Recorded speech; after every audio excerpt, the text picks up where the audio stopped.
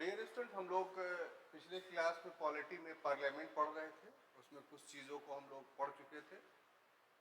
जो बाकी बची हुई चीज़ है वो आज के क्लास में हम लोग देखेंगे। इसमें पहला टॉपिक हम लोग का होगा अवधि यानी टर्म्स। जहाँ तक टर्म्स का प्रश्न है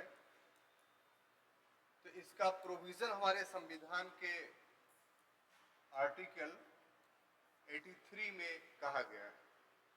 83 में जो बातें हैं वो दो हाउसेस हमारे पार्लियामेंट के हैं। एक को हम लोग राज्यसभा बोलते हैं, यानी काउंसिल ऑफ स्टेट,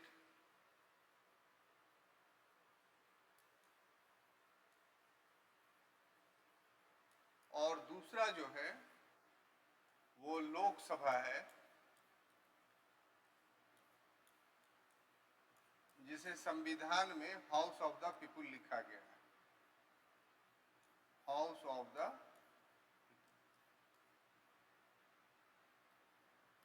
दोनों के लिए प्रोविजन जो है वो अलग अलग है।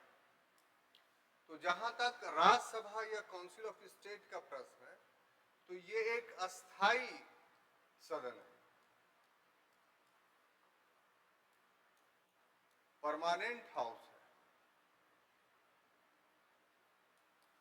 अस्थाई सदन का क्या अर्थ हुआ कि कभी भी ये डिसॉल्व नहीं होता है, ठीक है। तो इस तरीके से इसका कार्यकाल नहीं होगा।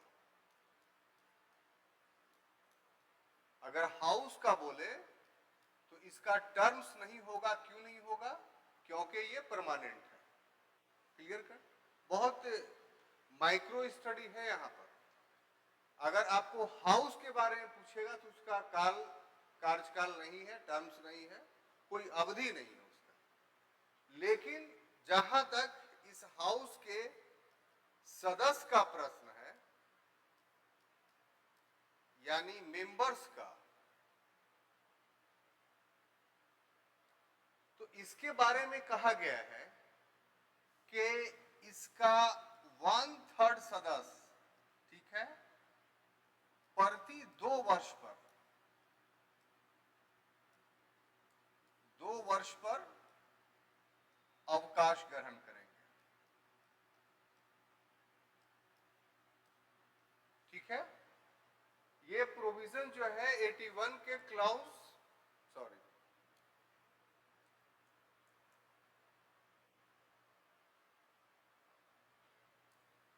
83 के क्लाउज या खंड 1 में है। तो इतनी बातों से ये क्लियर हो जाता है कि जो सदस्य है उसकी अवधि जो है वो निश्चित है, सदन का निश्चित नहीं है, लेकिन जो सदस्य उसके होंगे वो निश्चित है। अनिश्चित कितना है? तो इसका 6 वर्ष हो गया। अब 6 वर्ष जो निश्चित है, यह निर्धारित है। राज्यसभा के सदस्यों की अवधि या टर्म्स वो कॉन्स्टिट्यूशन के अनुसार नहीं, इसका एक्सप्लेनेशन आर्टिकल 83 के क्लाउज 1 में नहीं है। तो कहां है? तो 83 के क्लाउज 1 में यह बात कह दी गई है कि इसके, यानी राज्यसभा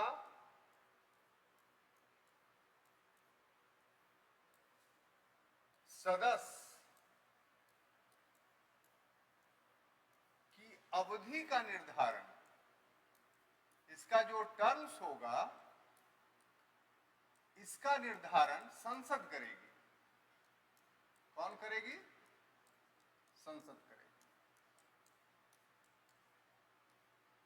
यही माइक्रो स्टडी कहलाता है। अगर इस ढंग से आप नहीं, सिर्फ यहां तक बात छोड़ दिया जाए कि 6 वर्ष की है और सवाल आ जाए कि निर्धारित किसने किया, तो संविधान ने या संसद ने? तो अगर पढ़े हुए नहीं रहेगा तो क्या बोल दीजिएगा? संविधान ने। According to constitution the terms, the period of the member of the council of state is 6 years। That is wrong, ये गलत है। क्यों? क्योंकि 83 के क्लाउज 1 में पावर ट्रांसफर किसको किया जा रहा है? पार्लियामेंट को। और पार्लियामेंट ने क्या किया कि एक एक्ट बनाया, जन प्रतिनिधित्व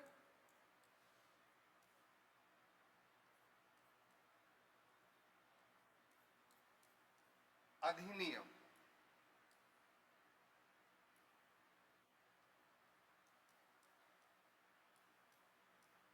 ठीक है,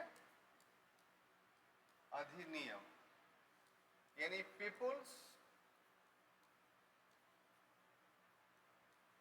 रिप्रेजेंटेटिव एक्ट 1951। इसमें बहुत सारे प्रोविजन और भी हैं। तो राज्यसभा के मेंबर्स के लिए जो प्रोविजंस है इसमें वो ये कि इसके अनुसार के प्रति 2 वर्ष पर 1/3 जो है क्या होंगे? रिटायर करेंगे। तो इस आधार पे जो इस क्लाउज है यानी 83 का क्लाउज 1 में 2 वर्ष पर, उसके लिए इस अधिनियम में लॉटरी सिस्टम निकाली गई।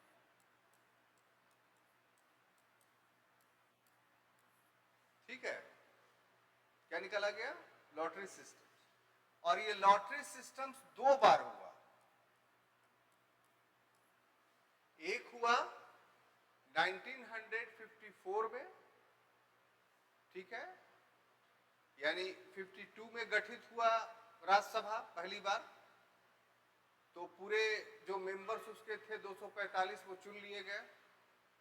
तो अब उसमें से 1/3 को तो हटना था, तो कैसे हटते? सब तो एक ही बार बने थे, किसी का 6 साल पूरा तो हुआ नहीं था अभी। तो उस समय पहला जो लॉटरी निकाला गया वो 52 में गठित, 53 यानी 54 में, 54 में। दूसरा कब? तो 56 में। तो इस ढंग से 2 बार लॉटरी निकाला गया और जिनका नाम उसमें आया उनका कार्यकाल खत्म हो गया। और फिर 1/3 क्या हुआ? फिर इलेक्टेड हुए 54 में, फिर उसके बाद दोबारा 56 में इलेक्टेड हुए। अब 58 का जब समय आया तो उस समय क्या हुआ कि वो 6 साल पूरा कर करके हटे मेंबर 1/3। और वहां से ये रोटेशंस जो है वो चलना शुरू हो गया। कि अब क्या हुआ कि जो 1954 में बने थे वो अगले 2 वर्ष के बाद उनका 6 साल पूरा हो जाएगा 60 में, तो वो ऑटोमेटिकली क्या हो जाएंगे? रिटायर हो जाएंगे।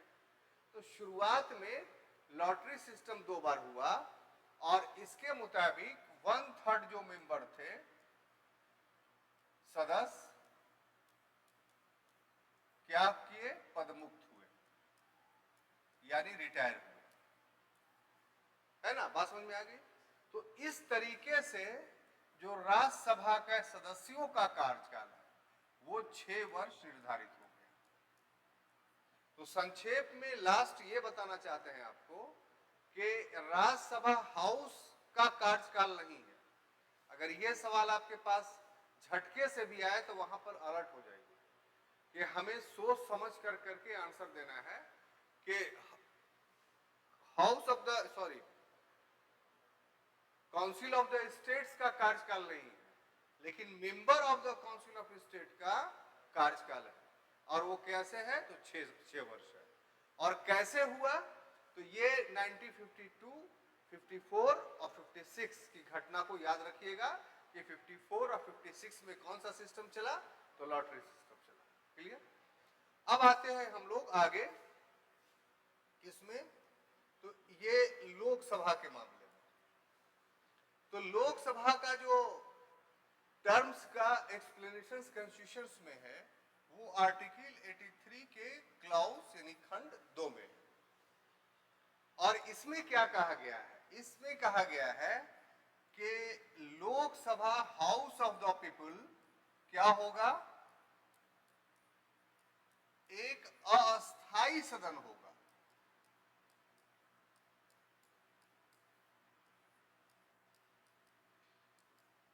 यानी टेम्पोररी हाउस होगा, ठीक है ना। अब टेम्पोररी बात आ गई तो कितना होगा भाई इसका, तो उसमें कहा गया है कि इसका कार्यकाल 5 इयर्स होगा, 5 साल होगा। लेकिन यहां पर भी एक टेक्निक की 5 साल कब से, अब बताइए तो हाँ, तो पद से बैठा कहां मानिएगा, किस घटना को आप मानिए कि पद पर बैठा, यहीं पर बहुत सूक्ष्म अध्ययन है। बोलिए,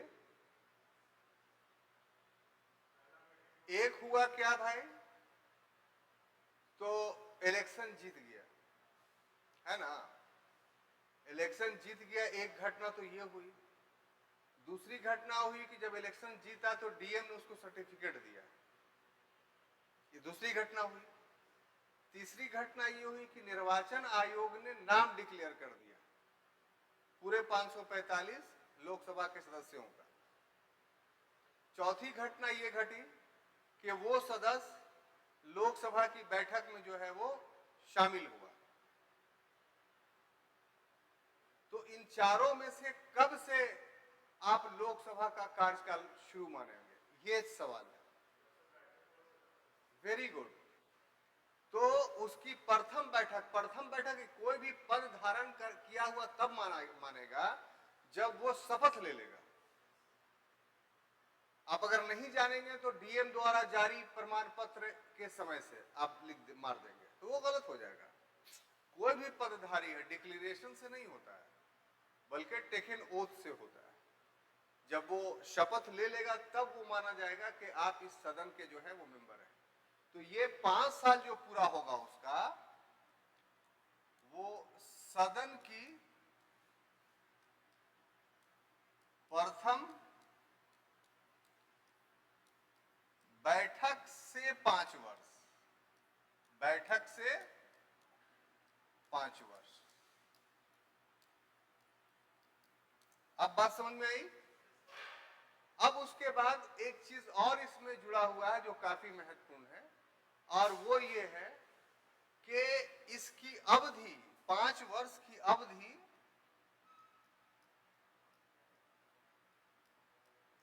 आपातकाल में, इमरजेंसी में, आपातकाल में 1 वर्ष बढ़ाई जा सकती है। 1 वर्ष बढ़ाया जा सकता है। यानी ऐसा नहीं कि 5 वर्ष फिक्स है तो फिक्स, अगर इमरजेंसी आया तो बढ़ाया सकता है। और इस तरीके से कितने बार बढ़ाया जा सकता है ये निर्धारित नहीं। तो यहीं पर खतरा पैदा हो जाता है कि कोई भी प्राइम मिनिस्टर भारत में तानाशाह बन सकता है। बात नहीं समझ में आ रही कि ये नहीं है कि कितनी बार। आप देखिए कि इसको रोक कौन रहा है, तो रोक रहा है आर्टिकल 356। रोक कौन रहा है, आर्टिकल 352। 352 में राष्ट्रीय आपात का वर्णन है और 356 में राष्ट्रपति शासन का वर्णन है। तो इसकी अवधि निर्धारित है कि आप कहीं भी आपातकाल 3 वर्ष से अधिक नहीं लगा सकते। पंजाब को छोड़ के पंजाब में 5 वर्ष के लिए प्रोविजन है, और बाकी भारत के संपूर्ण भारत में, ये भारत के किसी भूभाग में आप 3 वर्ष से अधिक नहीं लगा सकते हैं आपातकाल। तो यहां पर जो ये है कि ये निर्धारित नहीं है कि मतलब कि एक वर्ष के बाद फिर बढ़ा सकते हैं, तो कब तक बढ़ा सकते हैं। तो इसको चेक कौन कर रहा है, इसको रोक कौन रहा है, 352 कि आप 3 साल से अधिक आपातकाल नहीं लगा सकते। तो ये इनडायरेक्टली क्वेश्चंस इस ढंग से को रिलेट करके पूछा जा सकता है। इसको अगर सिंपल वे में हम सिर्फ ये पढ़ा दें तो ये अपूर्ण पढ़ाई होगी। अब देखिए कि इसका उदाहरण कहाँ है, एक सवाल पैदा होता है। तो एग्जाम्पल्स इसका जो आता है वो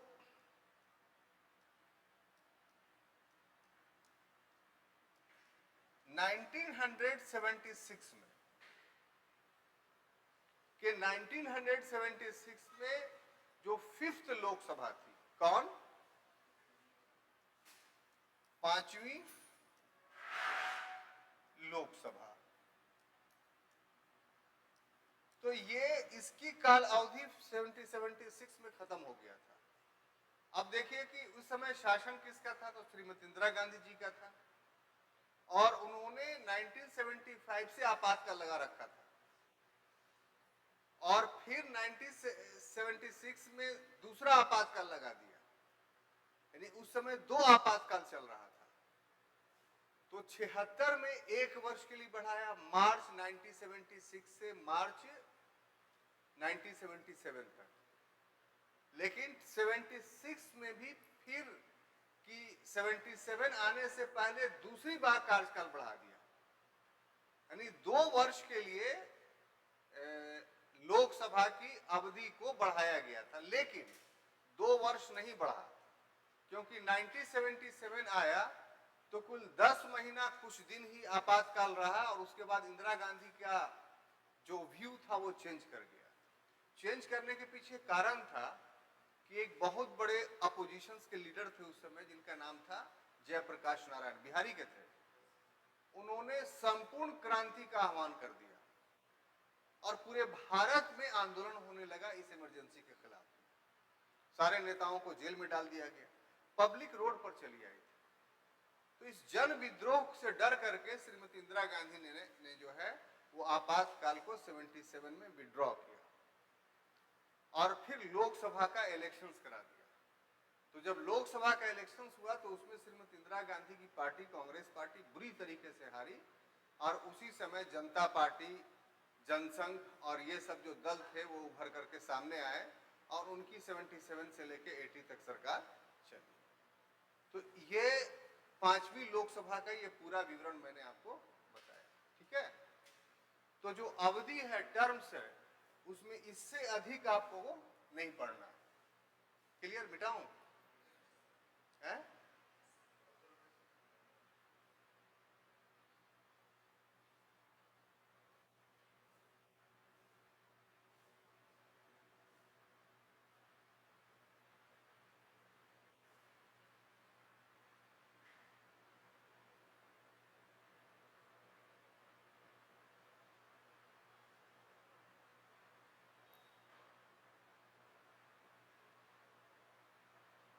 हो गया?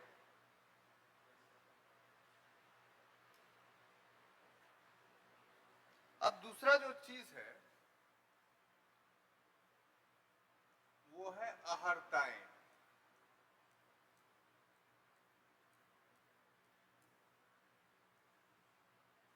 यानी क्वालिफिकेशन।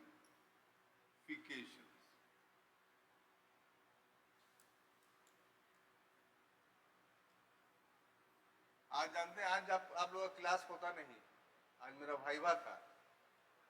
हाँ, लेकिन इत्तेफाक से जो आए हुए हैं अरुणाचल प्रदेश से, तो उनका नंबर नहीं फीसी दिया, दे दिया दूसरे का।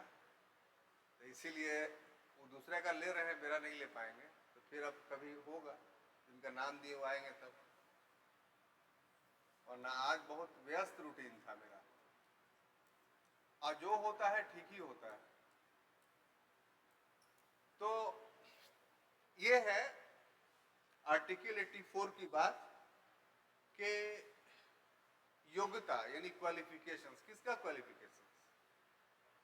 तो बोथ हाउस के मेंबर्स का क्वालिफिकेशंस, हाउस का क्वालिफिकेशंस की बात नहीं है। लोकसभा और राज्यसभा के जो सदस्य होंगे उनका क्या क्वालिफिकेशंस होगा। इसमें एक बहुत बड़ा प्रश्न है, और हो सकता है वो प्रश्न मेंस में आए, ठीक है।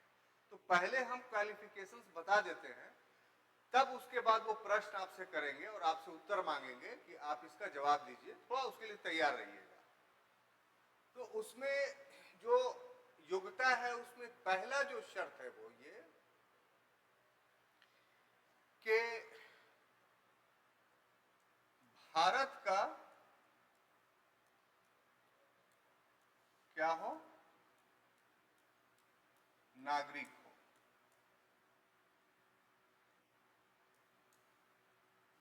और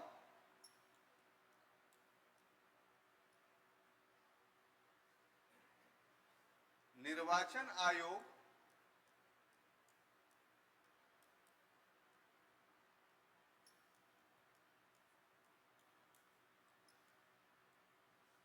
द्वारा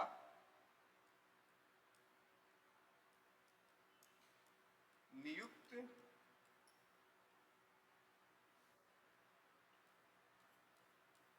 व्यक्ति के समक्ष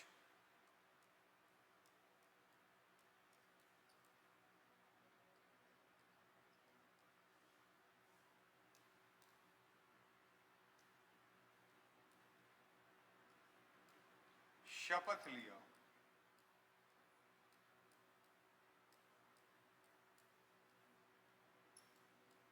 ठीक है। दूसरा कि लोकसभा हेतु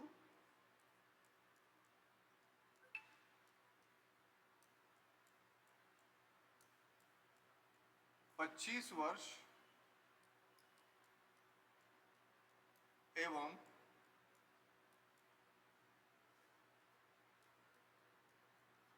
राज्यसभा के लिए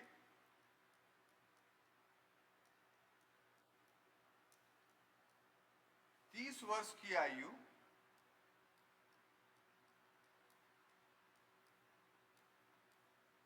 पूरी कर चुका।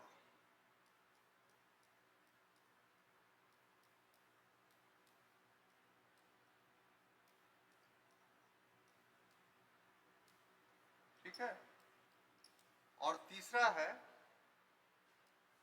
कि संसद द्वारा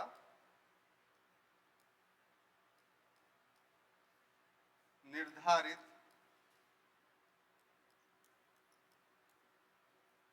अन्य योग्यताएं रखता हो।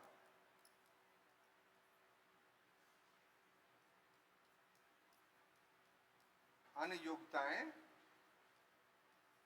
रखता। तो बस ये तीन बातें जो है आर्टिकल 84 में लिखी हुई है कि किसी को अगर मेंबर ऑफ पार्लियामेंट बनना होगा तो उसको ये तीन योग्यताएं पूरी करनी होगी। उसमें पहला क्या है, तो पहले ही में दो बात लिखी हुई। तो एक तरह से मानिए कि चार शर्तें, अगर सब क्लॉज के हिसाब से मानिएगा तो तीन है, अगर बातों के हिसाब से मानिएगा तो चार शर्तें हैं। उसमें पहला शर्त यह है कि भारत का नागरिक हो, सिंपल सी बात है।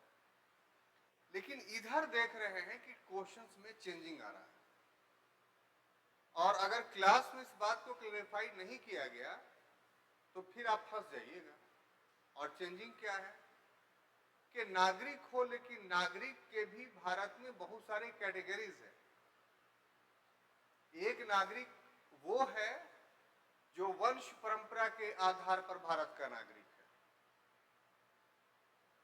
यानी बाई हेरिडिटी है, उसके माता पिता शुरू से ही यही, यानी जन्मजात नागरिकता जिसको बोलते हैं। एक कैटेगरी ये है कि देशीयकरण के द्वारा हमने नागरिकता दी। एक है कि रजिस्ट्रेशन के माध्यम से हमने नागरिकता दी। तो अब सवाल ये पैदा होता है कि क्या सभी प्रकार के नागरिक के योग्य हैं? ये बहुत बड़ा प्रश्न है, आज तक ये उभरा नहीं था। तो आप कैसे इसका जवाब देंगे? ये जवाब देंगे तो आधार क्या होगा? वेरी गुड, देशीयकरण से नहीं होगा, रजिस्ट्रेशन से नहीं होगा।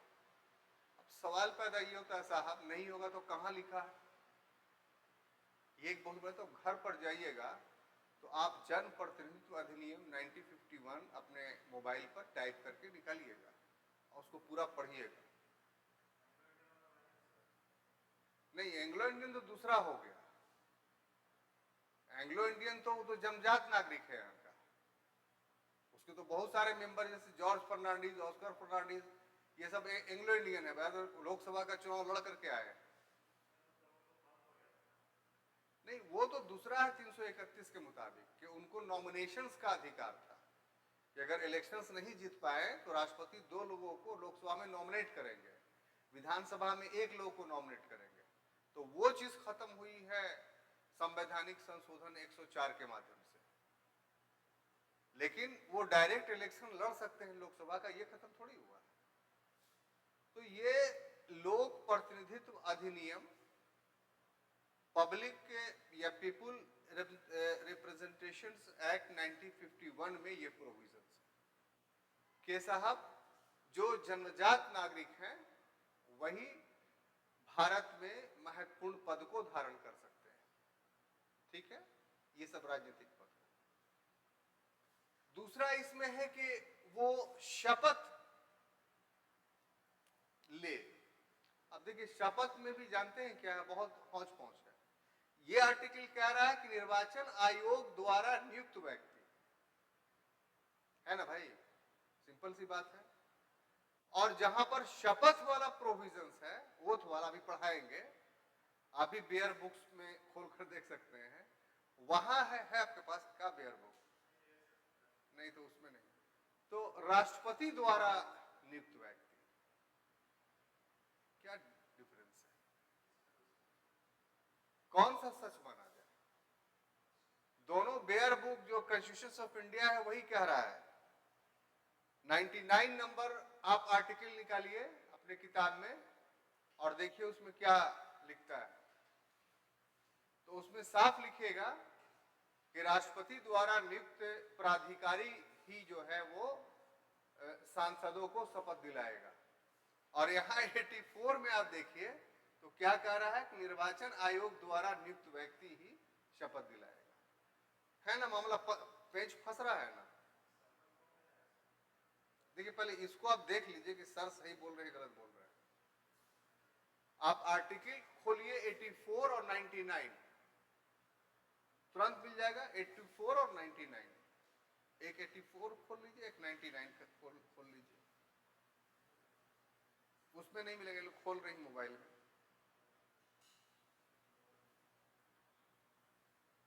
और पढ़िए उसको, देखिए उसमें दोनों में डिफरेंस है कि नहीं।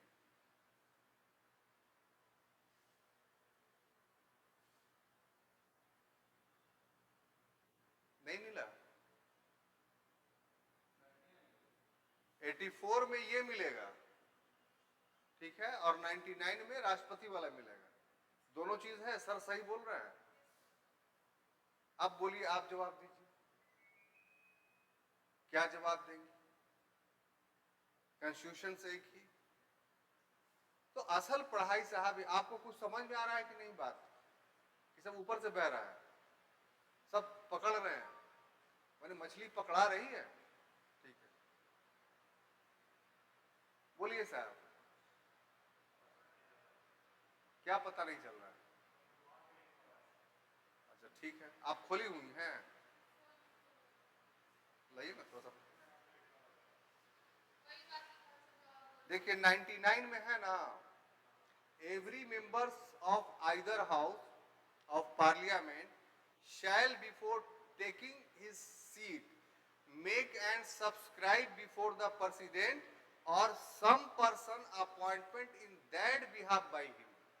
यह तो राष्ट्रपति के द्वारा या राष्ट्रपति के द्वारा नियुक्त व्यक्ति, ये 99 का रहा। दोनों राज्यसभा लोकसभा दोनों। आप 84 दे दीजिए। दोनों तो एक ही खोली हुई है।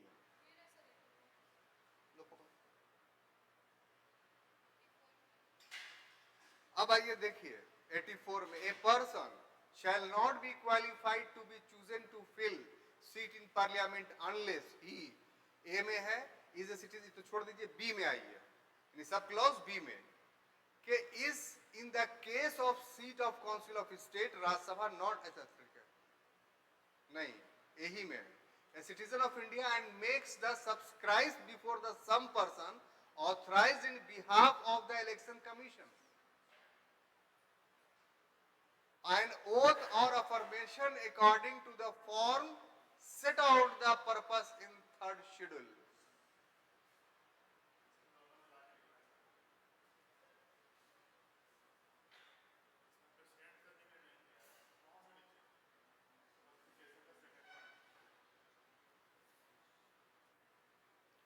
क्वालिफिकेशन का सेकंड वाला ना, हाँ भाई, तो इसमें तो ठीक है लिखेगा वही इलेक्शन कमीशन, हम भी तो वही बोल रहे हैं, लेकिन ओथ आप खोलिएगा, आइए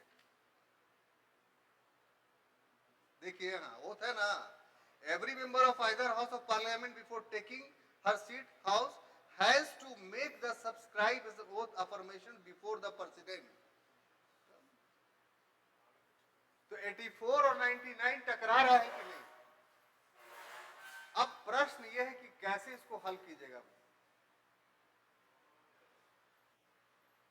84 और 99 मैंने प्रूफ कर दिया कि टकरा रहा है, सोचिए क्या कीजिएगा आप। बहुत सोचते हैं कि टीचर को वैल्यू नहीं देंगे, बहुत सारी बाजार में किताबें पढ़ के आईएएस बन जाएंगे, है संभव? हर एक एक कदम पे आपको जरूरत पड़ेगी किसी गाइड का, किसी परामर्शदाता का। तो चलिए समय नहीं गंवाते हैं, 84 जो कह रहा है वो क्या कह रहा है, ये समझने की जरूरत है कि निर्वाचन आयोग द्वारा नियुक्त व्यक्ति के समक्ष शपथ लिया है। इसका आशय यह है कि निर्वाचन आयोग करता क्या है, तो एक लिस्ट जारी करता है 545 व्यक्ति का, कि ये 545 व्यक्ति अमुक अमुक निर्वाचन क्षेत्र से जीत चुके हैं। डीएम जो सर्टिफिकेट किसी एमपी को देता है वो अंतिम प्रमाण नहीं है, किसी के एमपी होने का अंतिम प्रमाण तब है जब निर्वाचन आयोग की सूची में नाम उसका आ गया हो, और अब वो राष्ट्रपति को देता है कि आप इन इन व्यक्तियों को शपथ दिलवा दीजिए। कितनी खूबसूरत बात है। तो 84 में निर्वाचन आयुक्त द्वारा सक्षम व्यक्ति कौन हो गया? राष्ट्रपति हो गया। अब 99 को मिलाकर के पढ़िए 84, तो वहां क्या कह रहा है कि राष्ट्रपति स्वयं या अपने द्वारा नियुक्त प्राधिकारी।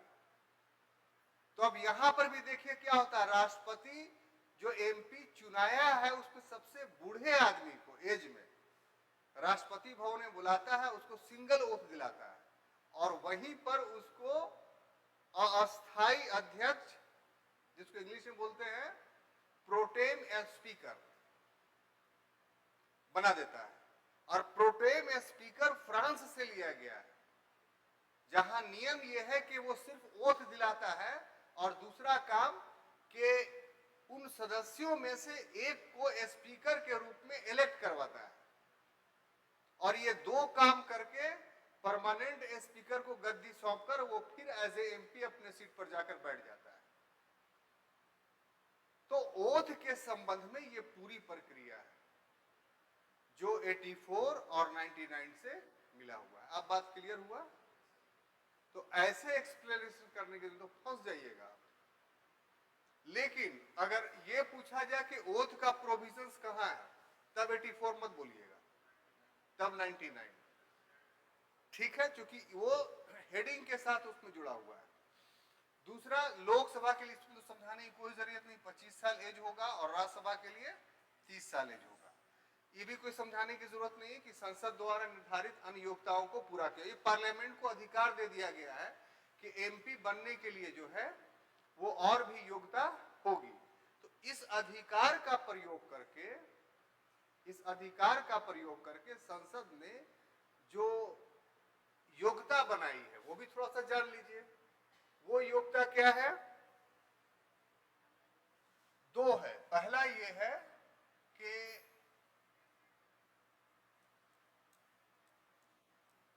निर्वाचक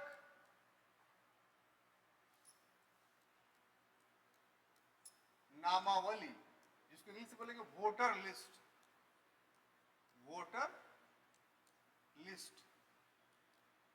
में उसका नाम,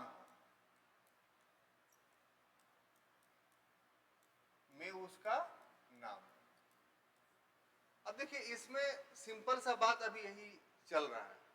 पहले जो था 2019 से पहले का जो मामला था, सुप्रीम कोर्ट में केस हुआ कि राज्यसभा के लिए था कि जिस राज्य से वो राज्यसभा का चुनाव लड़ा है उसका वोटर लिस्ट में वही नाम हो। लोकसभा के लिए ये बाउंडेशंस नहीं है, वो भारत के किसी भी निर्वाचन क्षेत्र के वोटर लिस्ट में उसका नाम हो, कहीं भी इलेक्शन लड़ सकता है। लेकिन राज्यसभा के लिए प्रोहिबिटेड था कि वो साहब उसी राज्य का हो, लेकिन 2019 के बाद वो भी खत्म कर दिया गया। क्लियर? दूसरा जो संसद ने निर्धारित किया है कि SC ST का जो सदस्य होगा वह उस जाति का होना जरूरी है। जैसे आपने दावा किया कि हम SC हैं और SC सीट से लड़ेंगे, तो आपको उस SC जाति का होना जरूरी है, तभी SC सीट से लड़ सकते हैं। आप ST के लिए रिजर्व सीट है तो आप तभी लड़ सकते हैं जब ST जाति से संबंधित हो, लेकिन मतदाता के लिए ये अनिवार्य नहीं है कि वो उसी जाति का हो जिस जाति के लिए वो सीट रिजर्व है। तो इसका मतलब क्या हुआ कि हम लोगों ने कौन सी आरक्षण प्रणाली अपनाई? उसमें दो टर्मिनोलॉजी है। एक है आरक्षित निर्वाचन प्रणाली, रिजर्व इलेक्टोरल सिस्टम्स, और एक है पृथक निर्वाचन प्रणाली, सेपरेट इलेक्शन सिस्टम्स। तो हम लोगों ने पृथक अपनाया या सुरक्षित निर्वाचन अपनाया? सुरक्षित अपनाया। इसको याद रखिएगा, आजादी से पहले इसी चीज की लड़ाई चल रही थी। पृथक और सुरक्षित में, यानी सेपरेट और रिजर्व में क्या डिफरेंस है? सेपरेट इलेक्टोरल सिस्टम और रिजर्व इलेक्टोरल सिस्टम में क्या डिफरेंस है?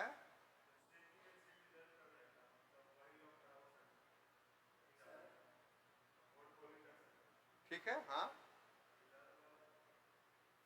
क्या बोल दिया, हम नहीं ध्यान दे पाए। किसका एक्सप्लेनेशन किए आप? ये रिजर्व का किए, और सेपरेट का क्या होगा? सेपरेट इलेक्शन सिस्टम्स में क्या होता था?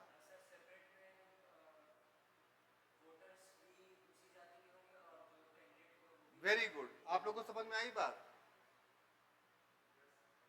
रिजर्व इलेक्शन सिस्टम्स और सेपरेट इलेक्शन, बोर्ड पर लिख दे तब समझ में आएगा। तो इसको पहले लिख लीजिए, बहुत टेक्निकल। रिजर्व इलेक्शन सिस्टम्स और सेपरेट इलेक्शंस सिस्टम्स, यानी इसका हिंदी हो जाएगा आपको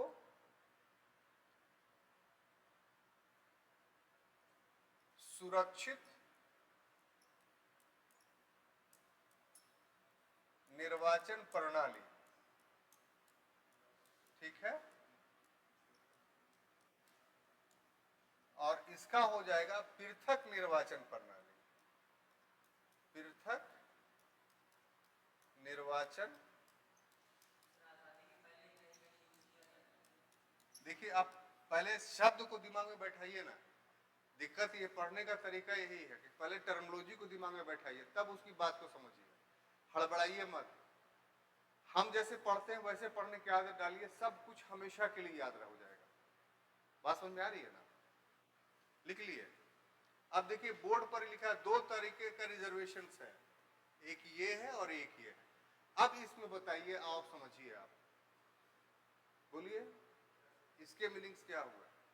नहीं समझ रहे हैं आप? बोलिए, जस्ट मिनट। इसके मीनिंग नहीं समझ रहे हैं?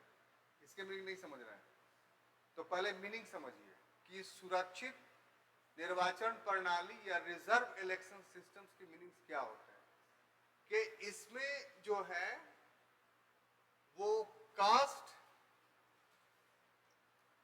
पर का जहां तक मामला है तो कैंडिडेट उसी कास्ट का होना चाहिए, ठीक है, कैंडिडेट सेम कास्ट का, माने जिस कास्ट के लिए, यहां पर कास्ट का मतलब एससी के लिए तो एससी का होना चाहिए कैंडिडेट और एसटी तो एसटी के लिए होना चाहिए, लेकिन वोटर सभी होगा। वोटर्स क्या होंगे? ऑल कास्ट के होंगे। आप समझ में आई? कैंडिडेट रिजर्व कास्ट का होगा, जैसे एससी के लिए तो एससी कास्ट का ही खड़ा हो, जैसे गया एससी के लिए रिजर्व है तो क्या हुआ, तो मांझी खड़ा होता है, मांझी एससी कैटेगरीज में आता है, कोई चमार है तो वो भी एससी कैटेगरी में आता है, वो भी खड़ा हो सकता है, कोई डोम है तो वो भी खड़ा हो सकता है, ये सब एससी कैटेगरीज में आते हैं, लेकिन वोटर सभी हैं, इसमें रिजर्वेशंस नहीं है। तो ऐसा सिस्टम्स जो होगा उसको रिजर्व इलेक्टोरल सिस्टम्स या इलेक्शन सिस्टम, सुरक्षित निर्वाचन प्रणाली कहेंगे। बोलिए ना, समझ रहे हैं कि नहीं? लेकिन अगर सेपरेट में आते हैं तो इसमें अगर कास्ट को आप देखें तो कैंडिडेट तो होगा ही उसी कास्ट का, ठीक है, लेकिन वोटर्स भी उसी कास्ट का होगा, सेम ही कास्ट का। ये इसको हम लोग पृथक सेपरेट इलेक्टोरल सिस्टम्स बोलते हैं, जिसमें कैंडिडेट और वोटर्स दोनों सेम कास्ट के हों, बाकी लोग उस कंस्टिट्यूएंसीज में उसको वोट नहीं डालेगा, कोई नहीं। बात समझ में आई? कहीं भूलिएगा नहीं। अब देखिए कि इसमें दिक्कत क्या है। ये स्वतंत्रता आंदोलन के दौरान झगड़े की बहुत बड़ी जड़ थी, ठीक है, थोड़ा सा उसको एक्सप्लेन करें हम आपको, मतलब हिस्टोरिकल पॉइंट ऑफ व्यू से, ताकि आप पूरी बात समझ जाएं और तब पढ़ें तो ज्यादा अच्छा लगेगा। देखिए, मुद्दा जो उठा था आरक्षण का, रिजर्वेशंस का इलेक्शंस में, वो सबसे पहले कब उभरा? बोलिए। वाह, पूरा पॉलिटी आप ही को पढ़ाए हैं, एक्ट पढ़ाया है ना भाई, तो काहे के लिए पढ़ाए थे? घर में रख के आने के लिए? किस एक्ट में पहली बार इस तरह का प्रोविजंस किया गया था, ये पूछ रहा हूं मैं आपसे। अरे यार, हम कॉन्स्टिट्यूशनल डेवलपमेंट पढ़ाए हैं ना सबसे पहले, तो उसमें ना आजादी की बात हम बोल रहे हैं, स्वतंत्रता आंदोलन की बात, तो आप स्वतंत्रता के बाद वाली बात क्यों कर रहे हैं हमसे? स्वतंत्रता से पहले, देश आजाद होने से पहले बहुत सारे एक्ट अंग्रेजों के द्वारा पास किए गए थे ना, तो उसमें किस एक्ट में इलेक्शंस में रिजर्वेशंस का प्रोविजन था, ये आपसे पूछ रहे हैं।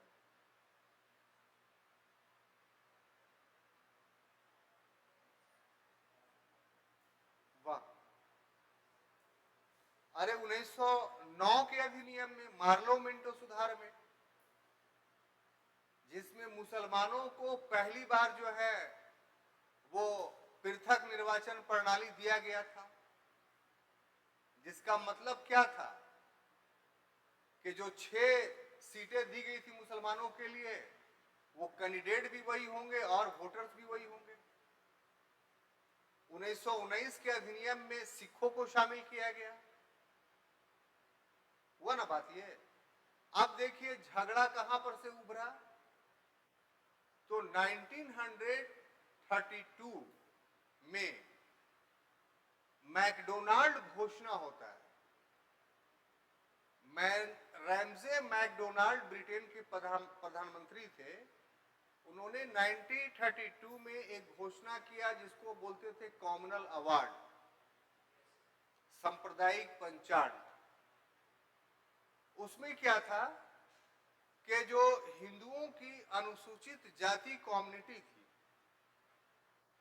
उसके लिए पहली बार पृथक निर्वाचन का प्रावधान किया गया। अभी तक मुसलमानों और सिखों के लिए था।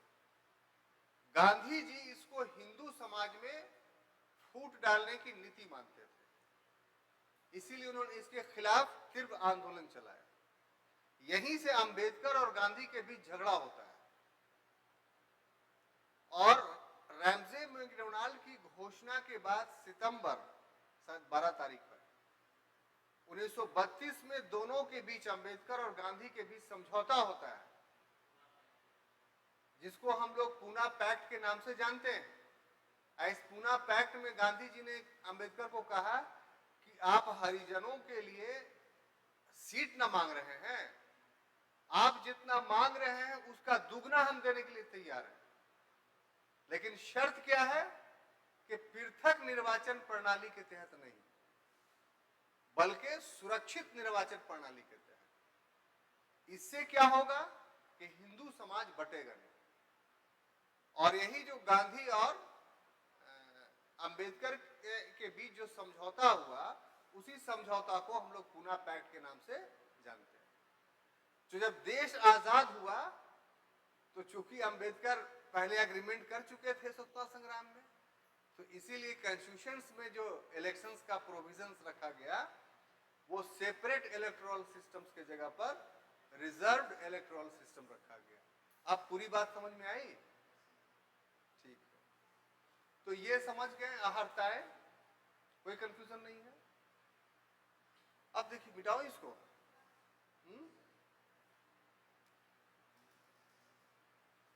अब देखिए, अगला जो टॉपिक है इसी से जुड़ा हुआ है।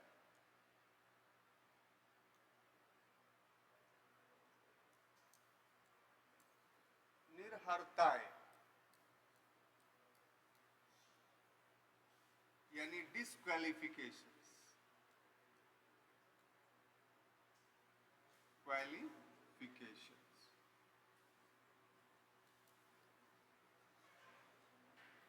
इसका जो वर्णन है वो आर्टिकल 102 में, ठीक है।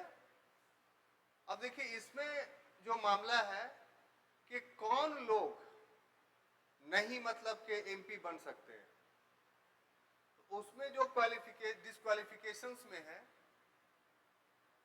कि पागल नहीं हो,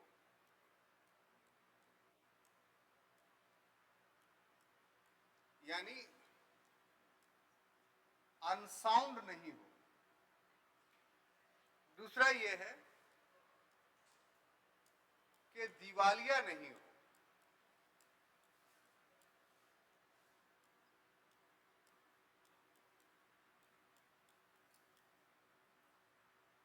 यानी बैंकरप्ट नहीं हो,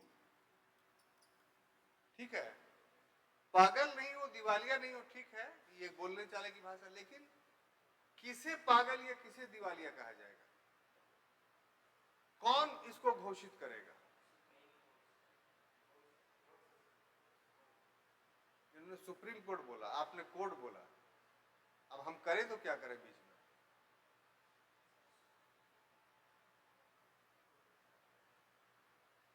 बोलिए।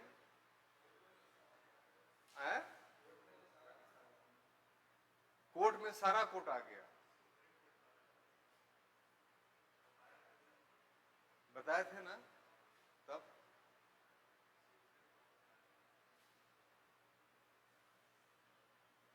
देखिए, इसमें हम आपको ऑप्शन देते हैं,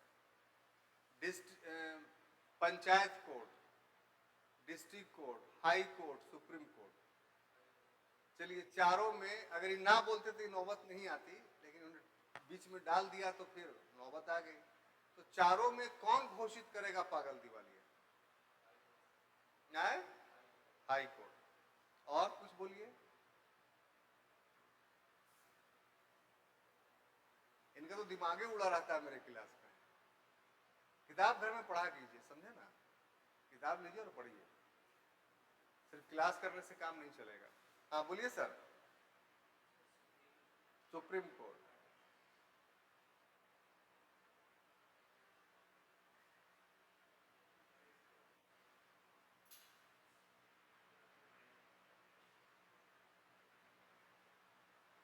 आप लोग भी कुछ बोले।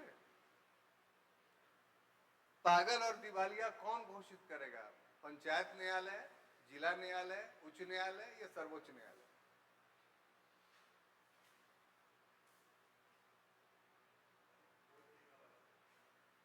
हाँ भाई, तो आप हमसे पढ़ रहे हैं ना, दिक्कत यह है, किसी और से पढ़ते रहते तो कोई बात नहीं थी आपके लिए। यहां तो एक एक बिंदु पे आपको टोका जाएगा ताकि आपके पास प्रश्न आए तो आप गलत नहीं करें।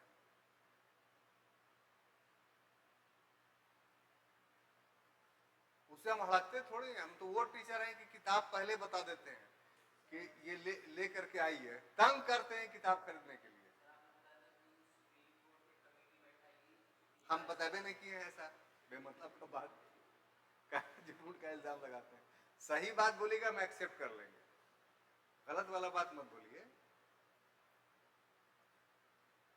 हालांकि इससे रिलेटेड चीज हम बताएं, अगर मेरे क्लास को बढ़िया से आप सुनते हैं तो आपको फौरन क्लिक कर जाना चाहिए वो बात।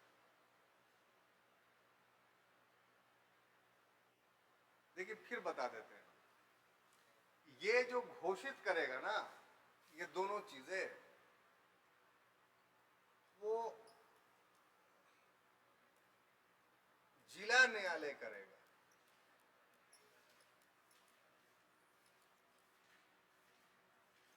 डिस्ट्रिक्ट कोर्ट करेगा। क्यों? एक सब है? नहीं सर, क्यों का सवाल का जवाब है।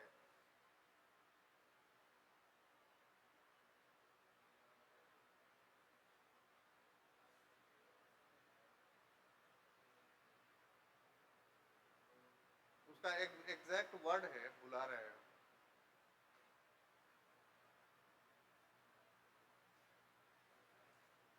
परीक्षण समझते हैं ना, परीक्षण, जांच। हाँ आ गया, क्योंकि यही जो है ना एविडेंस कोर्ट है।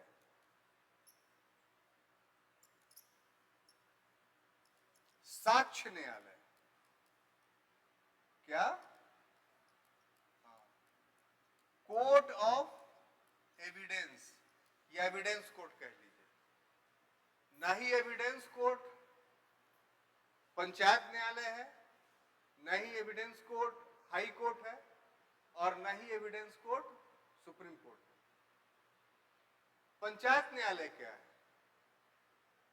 तो गांव के स्तर पर छोटे मोटे जो झगड़े होते हैं उसी का निर्णय करता है। वो बहुत बड़े बड़े झगड़ा का उसका विषय फिक्स है, मुर्गी चुरा लिया, खस्सी चुरा लिया, या मेरे खेत में किसी की गाय घुस गई, या रात में मेरे घर में सेंधमारी कर दिया किसी ने। ये सब जो लोकल मुद्दे हैं ना गांव के, वो सब मुद्दे वहां उठते हैं। हाई कोर्ट और सुप्रीम कोर्ट क्या है? तो ये संवैधानिक समीक्षा न्यायालय, यहां संविधान के कानून के पहलुओं की जांच होती है कि न्याय जो है अकॉर्डिंग टू लॉ हुआ है कि नहीं। असल जो जजमेंट होता है, जो न्याय होता है, वो डिस्ट्रिक्ट कोर्ट में होता है। क्यों होता है? कि यही एविडेंस कोर्ट है। आपको कोई न्याय प्राप्त करने के लिए क्या होता है कि आपको सबूत पेश करना पड़ता है कि आप जो बात बोल रहे हैं उसके पक्ष में क्या सबूत है। तो इस तरह का एविडेंस हाई कोर्ट में नहीं पेश किया जाता, सुप्रीम कोर्ट में नहीं पेश किया जाता है। जो भी साक्ष्य होगा, जैसे किसी का जो है वो क्या बोलते हैं आपको, पास पोस्टमार्टम रिपोर्ट है, किसी का आईओ का रिपोर्ट है, या कोई कमिटी कोर्ट ने बनाया है उसकी रिपोर्ट है, या किसी डॉक्टर की कमिटी की रिपोर्ट है, इंजीनियरिंग की कमिटी की रिपोर्ट है, किसी एजुकेशनिस्ट के कमिटी की रिपोर्ट है, ये सारी रिपोर्ट जो पेश होगा वो यहां होगा, चाहे सिविल का हो या चाहे क्रिमिनल का हो। सिविल मामले में वो डिस्ट्रिक्ट कोर्ट कहलाएगा और क्रिमिनल मामले में वो सेशन कोर्ट कहलाएगा। इसीलिए जिला जज जो होता है वो डिस्ट्रिक्ट एंड सेशन कोर्ट कहलाता है, जिला एवं सत्र न्यायालय। जो किसी भी डिस्ट्रिक्ट का चीफ जस्टिस होता है वो। तो अगर कोई पागल है, ये दिवालिया है, तो ऑप्शन में रहेगा कि पागल है तो उसको डॉक्टर घोषित करेगा, गलत है ये। अगर दिवालिया है तो बैंक घोषित करेगा, ये भी गलत है। अगर कोई पागल हुआ है तो न्यायालय में उसके लिए मुकदमा दायर करना होगा और न्यायालय पूरी बात सुनेगा। अगर उसको आवश्यकता होगी तो 3 मैन 5 मैन डॉक्टर की कमिटी बनाएगा कि आप मेडिकली बताइए कि ये वास्तव में पागल है कि नहीं। आदमी पागल दो तरीके से होता है, एक पागल मेडिकली होता है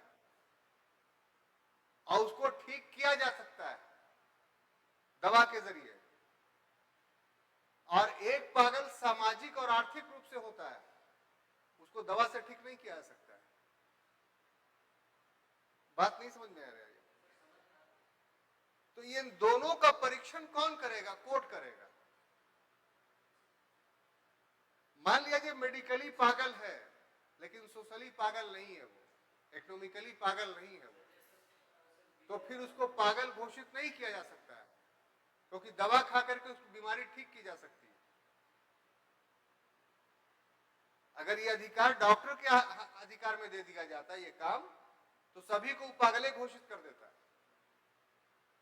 इसलिए कि हर आदमी में पागलपन के कुछ न कुछ लक्षण हैं। जैसे बैठे बैठे आप अपने नाखून को कुरेदते रहते हैं, ये भी पागलपन है। अच्छा आदमी थोड़ी कुरेदता है। ये बैठे बैठे अपने बाल खुजलाते रहते हैं, ये भी पागलपन की निशानी है। परसेंटेज कम है उसका। तो इसलिए सही में रियली में पागल एकदम हो गया है कि नहीं, वो निर्णय कौन करता है? कोर्ट करता है। और उसमें सिर्फ चिकित्सकीय पहलू को ही नहीं देखता है कोर्ट, बल्कि उसके अन्य पहलुओं को भी देखता है, तब जो है उसको डिक्लेयर करता है पागल। और दिवालिया का मतलब क्या? कि किसी ने बैंक से लोन लिया और लोन चुकता नहीं करा पा रहा है, वो तो चुकता नहीं कर पा रहा है, तो हो सकता है कि लोन देने वाले आदमी की ही गलती हो, इसलिए इसका फैसला न्यायालय करता है। यह भी तो हो सकता है कि जितना का कर्ज लिया हो उससे अधिक उसने ब्याज वसूल कर लिया हो, जो अभी के संविधान के अनुसार गलत है। तो बहुत सारे पक्ष लोन में होते हैं, इसीलिए जस्टिस सुनता है इस बात को, और अंत में जब वो देखता है कि जिसने लोन दिया है उसका पक्ष सही है, तब लोनी से, यानी जिसने लोन लिया उससे पूछता है कि तुम पैसा देते हो कि नहीं, तो बोलता है मेरे पास है ही नहीं। तब वो देखता है कि इसके पास घर मकान कुछ है कि नहीं, तो अगर है तो उसको नीलाम करके पैसा दिया जाएगा। अगर ना हार्ड कैश है, ना ही कोई घर मकान उसके पास है, तब कोर्ट ऐसे व्यक्ति को दिवालिया घोषित कर देगी। और दिवालिया जो व्यक्ति होगा वो क्या होगा कि अब उसको कोई भी व्यक्ति, कोई भी सरकारी संस्था ऋण नहीं देगी, ना ही उस सरकार की सेवा में जा सकता है, यानी नौकरी उसको मिल सकती है। तो ये बहुत बड़ी बात है। इसी प्रकार से अगर कोई 2 वर्ष से अधिक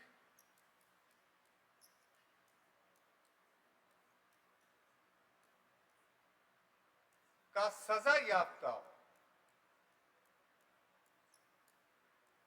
तो वो भी व्यक्ति जो है वो इलेक्शंस नहीं लड़ सकता है। तो ये सब नियोक्ताएं हैं। इसके अलावा लोक प्रतिनिधित्व अधिनियम में भी बहुत सारी बातें हैं, जैसे एग्जाम्पल, बहुत लंबी लिस्ट है, जैसे अपना चुनाव ब्यौरा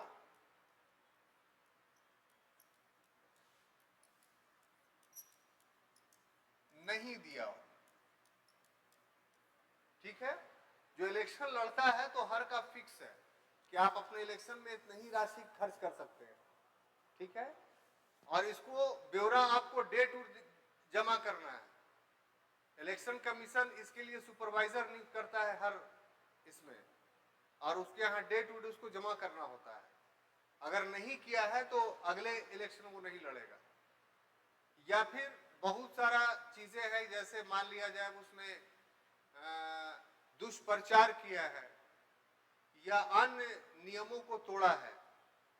बहुत सारे नियम है उसमें कि आपको इतना पोस्टर छपवाना है, इतना गाड़ी इस्तेमाल करना है।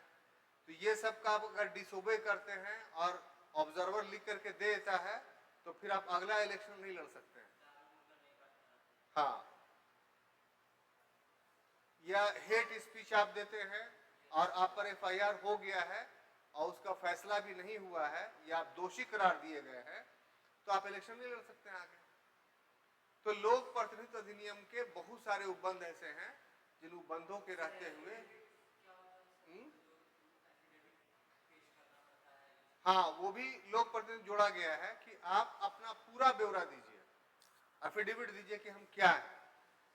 तो इसमें क्या है कि आप अपना सही नाम, आपके कितने बाल बच्चे हैं उसका नाम, आपकी पत्नी है उसका नाम, आप पर कितना मुकदमा हुआ है वो सब का डिटेल्स, धारा वगैरह सब है, संपत्ति का कि आपका चल अचल संपत्ति कितना है, ये सब आपको डिक्लेयर करना पड़ेगा, तभी आप इलेक्शन जो है लड़ सकते हैं। अब संपत्ति डिक्लेरेशन का मतलब क्या समझ रहे हैं कि वो पूरा का पूरा संपत्ति जो है टैक्सेबल हो, मतलब टैक्स आप पे किए हुए हो, तब तभी ना दे सकते हैं। और अगर आप जमा कर दिए उससे अधिक पाया गया, इसका मतलब समझ रहे हैं क्या होगा आपको, आप सीधा जेल के अंदर चले जाइएगा। तो आज के समय में जितना टफ है चीजें हैं उसमें इलेक्शन लड़ना काफी मुश्किल है, लेकिन फिर भी लोग लड़ रहे हैं, देख ही रहे हैं आप। उसके बाद शपथ है, यानी ओथ एंड अफर्मेशन।